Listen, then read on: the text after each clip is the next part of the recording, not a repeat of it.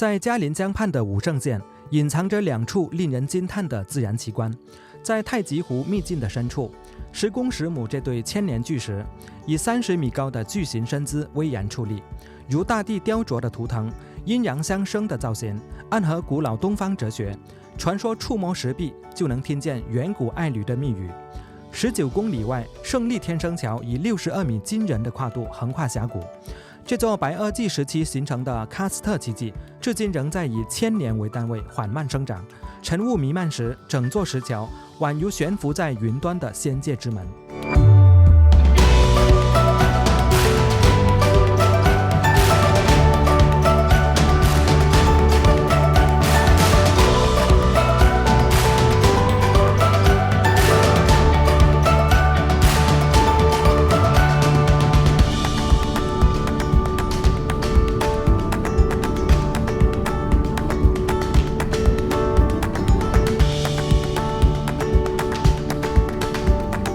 离开了青城山，我就驾车前往四川广安市的武圣县，距离316公里，驾车需要3个小时38分。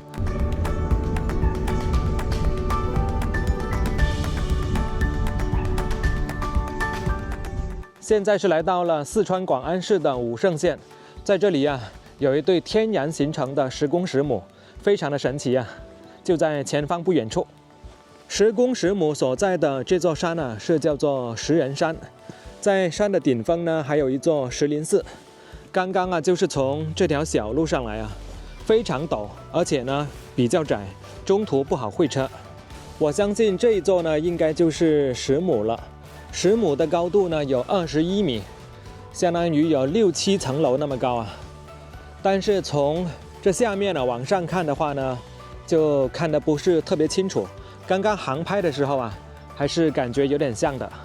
为什么说这一座是石母呢？因为在头顶上呢是有类似头发扎起来的那个东西啊。我们再来看看石公这个石头啊，其实它是少了一部分。虽然这个位置啊看起来像是一张脸，但其实呢是它的身体啊，它的头部呢已经没有了，曾经呢是被雷啊给劈下来了。相当于是没有头部了。现在太阳啊，就是在石母头部的后面。如果说是在傍晚的话呢，在另外一个方向啊，还可以拍到石母的这种佛光。这对石公石母啊，确实是天造地设啊。你看，看起来是非常的危险啊。中间呢是很窄很细，上面呢又比较大，看起来呢岌岌可危啊！这下面呢还有一些人呢在这里烧过香呢，相当于是把石公石母啊当作神仙呢来祭拜了。这里有座房子，上面写着来客乐园。继续往上面走，这里就有石人山3个字。沿着这个山壁走啊，这里还有一条通道，这里还有一幅仙女的画像，事事如意。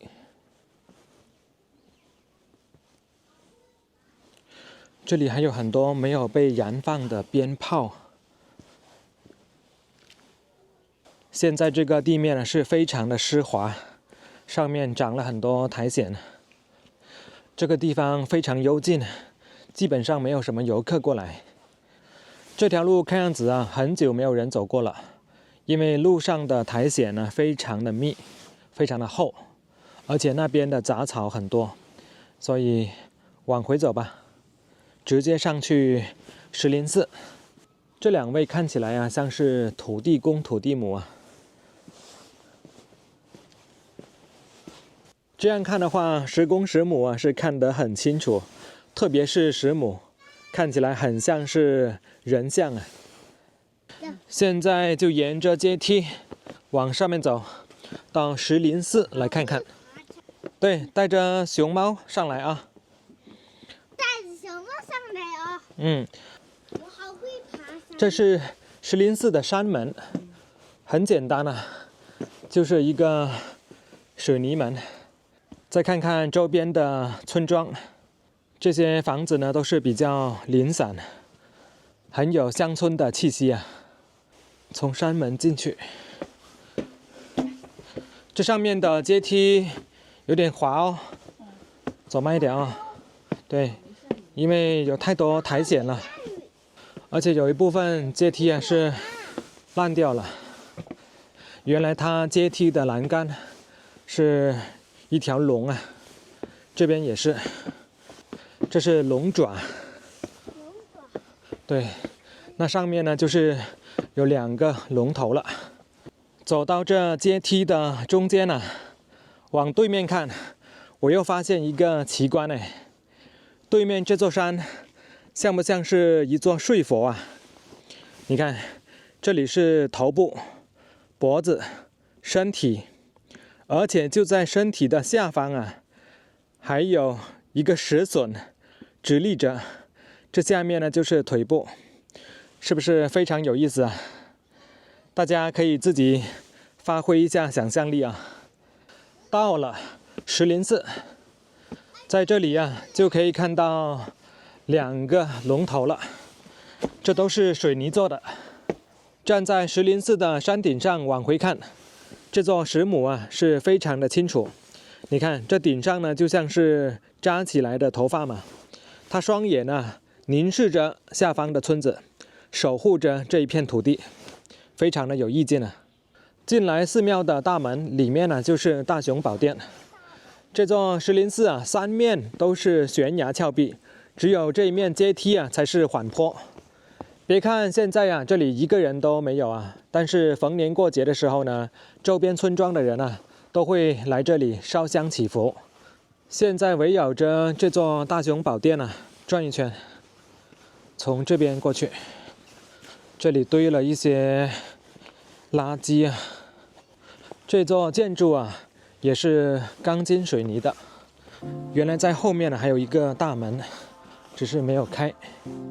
我们从这个角度再来看一下这座睡佛，因为这里看得最清楚了，没有电线挡住，这样看的话呢既奇特又壮观。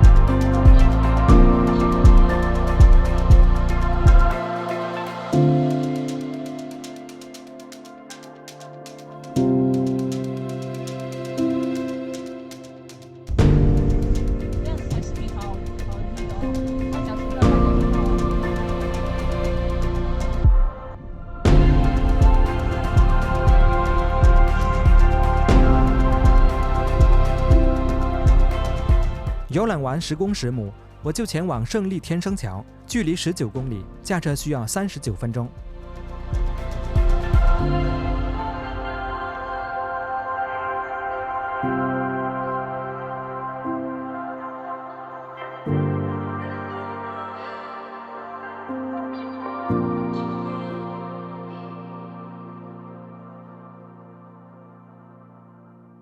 我现在是来到武胜县的另一处奇观胜利天生桥，因为这个镇子啊就叫做胜利镇。就在这座天生桥的底下还有一座庙宇呢。天生桥所在的山头啊是叫做龙头山，从航拍画面来看的话呢，很像是一条龙脊啊。那么这个天生桥啊所在的位置呢，就是在龙脊的中部，它整个跨度呢是达到了62米，拱高有15米，拱顶的厚度有3米，桥面的宽度啊有4到8米。这座胜利天生桥从它的单孔跨度、桥面宽度、桥身的长度上来讲啊，都称得上是中国第一砂岩型天生桥。但是有一点呢，大家可能会觉得有争议，就是它这个孔呢，并不是一个完整的孔。虽然说在这个石拱的下方啊，它是空的，但毕竟呢，这边呢是有岩石挡住了，所以说把这里称作中国第一天生桥，可能很多朋友啊会不同意。我们走进来看一下，整条石拱啊和后面的这些石头呢，看起来是分开的，因为这上面呢是有一条很明显的裂缝。看来这个天生桥啊也是吸引了不少游客。刚刚有很多人呢从这上面下来了。诸恶莫作，众善奉行。这座寺庙呢是大门紧闭，但里面呢有声音。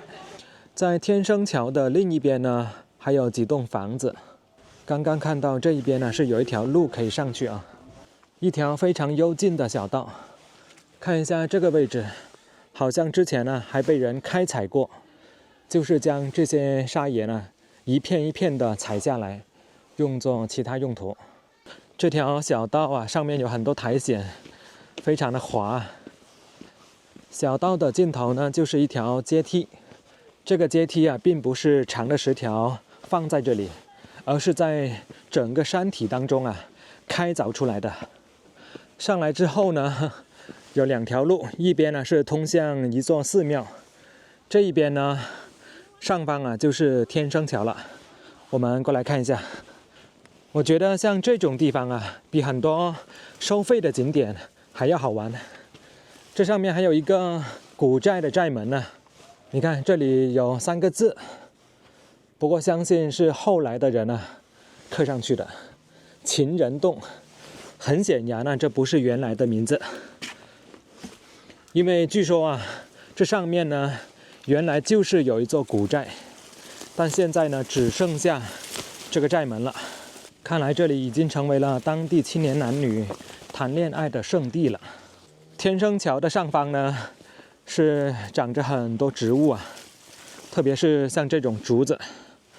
看来平时来的人呢确实少。来到天生桥的桥面了，只是这2边呢已经被加上了一些护栏了，而且都是这种钢铁的，因为这里确实比较高。这个孔啊就有15米高，再加上这上面的厚度啊就有18米了。这样看确实像是龙脊啊，从那边一直延伸到这边。你看这里还有一个孔洞呢。站在这上方可以更好的看到2边的村子。原来就在这一边呢就有一个停车场，刚刚啊没有发现，所以呢我就把车子啊停在这下方了。按理来说在那边呢有一个古寨门，而在这一边呢应该就是要有一些房子的痕迹才对，但只可惜2边呢都长满了草。还好是冬天，如果说是在夏天呢我都不敢进来，因为这么密的草很有可能会有蛇。这个古寨啊是叫做断九仇寨，是属于保真寨最北边的防御体系了。这个地方啊占地面积呢是有4260多平方米。这个寨啊分为龙头寨和龙尾寨2个小寨，2个寨分别建有龙头寺和龙尾寺。目前只遗留下了龙尾寨的寨门。这个寨门的长度啊有7.4米，进深1.7米，通高2米。再次回来这个寨门，这个寨门的里面呢还被刻上了一些字：我爱红儿1万年。现在沿着另一边的台阶往上走，到那一座古寺来看看。在山顶上有一块石头呢是有这样的孔洞，这是用来干嘛的呢？这个位置呢好像是一个水槽。你看这里像不像是一把椅子啊？寺庙呢就是在前方了，大概还有100米。现在相当于是从寺庙的后山进入。这是地藏菩萨的雕像。原来这一座啊就是龙头寺了。那刚刚在天生桥下面看到的那一座，说不定就是龙尾寺了。前面这一座建筑呢就是天王殿，后面那一座就是大雄宝殿。我觉得我可以从这条路下去，这样的话呢就可以不用走回头路了。这里还有一个水池哎，相信就是给这座寺庙啊用来做消防的。刚刚航拍的时候啊，我就看到了这个位置。一开始我还以为是一座古建筑，走近一看啊，原来是一块大石头。